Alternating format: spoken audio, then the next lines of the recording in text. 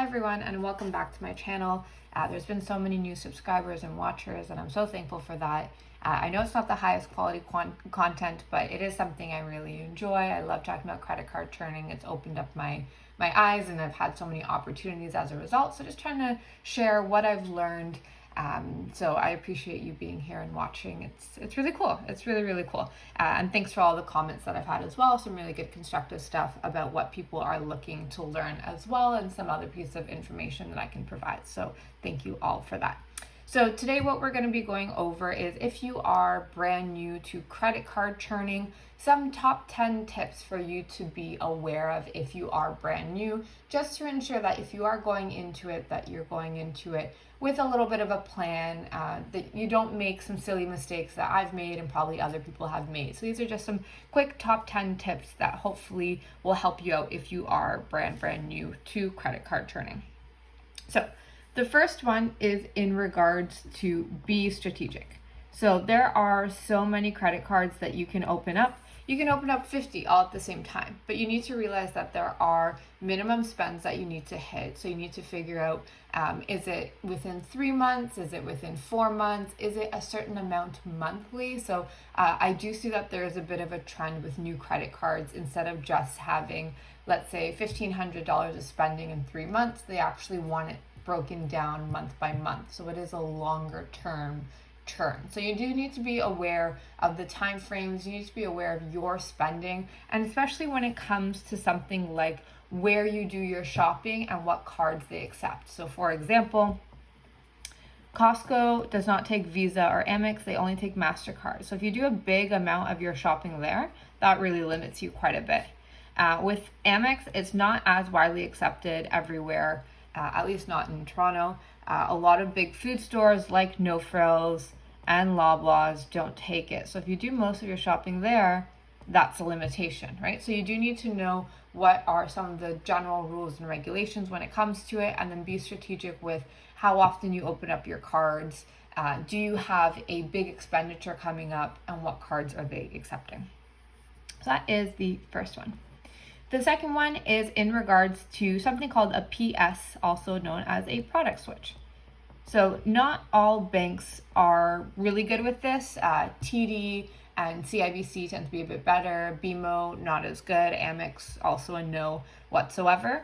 A lot of times what you can do is you could take the same credit card and you can call in and request a product switch. So they will switch you from, let's say, an Aeroplan card to, in the case of TD, the first class travel card. And not always, but a lot of times you will get the promotion that they currently have available publicly. Sometimes you'll get the full promotion, sometimes it'll be half a promotion. It really does vary. So sometimes it is just luck of the draw, depending on the person that you're speaking with, depending on the card, depending on if you've held the card before as well. But the great benefit here is, number one, you have the potential to get that welcome bonus, but it is no credit hit. So you do not have any type of credit hit. It's the same, pretty much the same credit card file, a lot of the times the same credit card number as well. So this is a really good way to kind of add another card into your roster. Just do be aware in the case that you buy something on the first card and then you do a product switch to the second card, all of the insurance is now void because you have a different type of card, even if it is that same file. But the product switch can be very helpful to have.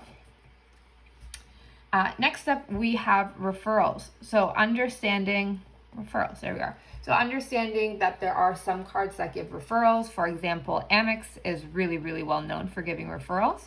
So if you have, we call it a P2 or a P3, so second player or third player, it could be a spouse, a friend, a parent, etc., where you can refer cards to and from each other. So Amex is really good with that, and so is TD, has just started actually. So referring to and from each other. Some people refer to each other, but you do want to be careful with that because you're more likely to be caught, for example. So do take that with a grain of salt if you decide to do that. On that same idea, there is GCR, which is also Great Canadian Rebates. And this is essentially a website where if you click the link to open up the credit card from them, you will get some type of a rebate. So sometimes it can be $50, sometimes it can be $150. They have promotions. And then you can get this rebate either as a check or deposit into your account. You can also get it as gift cards. If you get it as a gift card, you usually get about a 1 to 3% bonus on that gift card, so you do get a little bit more. So doing some research, for example, Amex has a lot on here, HSBC as well, Scotiabank, they tend to have a lot of GCR rebates that you can use. There is also something called the refundable hotel trick. So if you go to use points for a purchase, you usually don't get a really good ROI, return of investment. So what you can do is that you book a hotel that's refundable. So number one, you book the hotel. Then you apply your points to that hotel booking.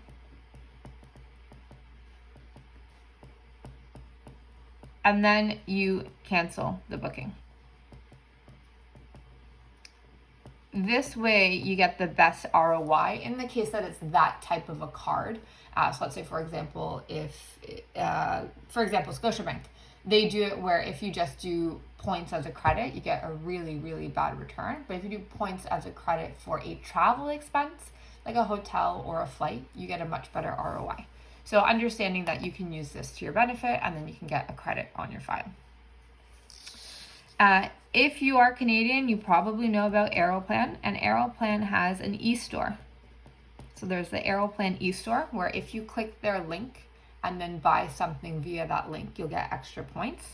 I've seen it go as high as, usually it's 1 times to 5 times the points. This is especially useful if you want to buy something from Apple. They'll have promotions where you can get 7 times the points.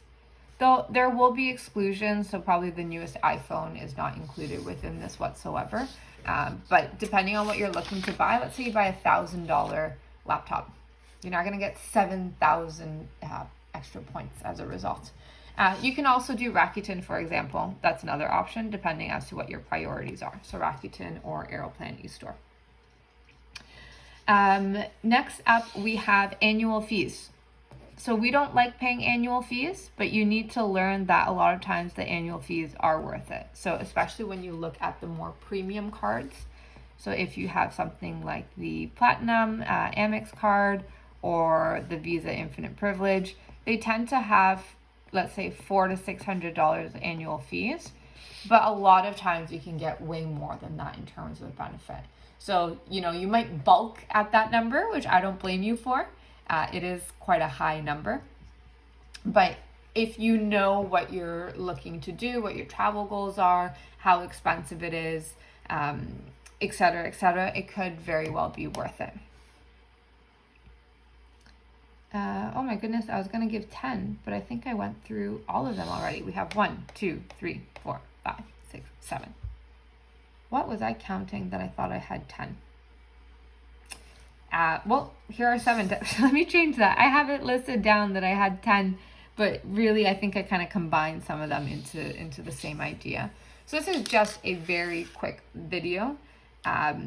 Just some quick tips if you're a new churner. So obviously knowing where you're spending your money, understanding how product switches can be useful, using referrals and Great Canadian rebates in order to get extra points or extra dollars.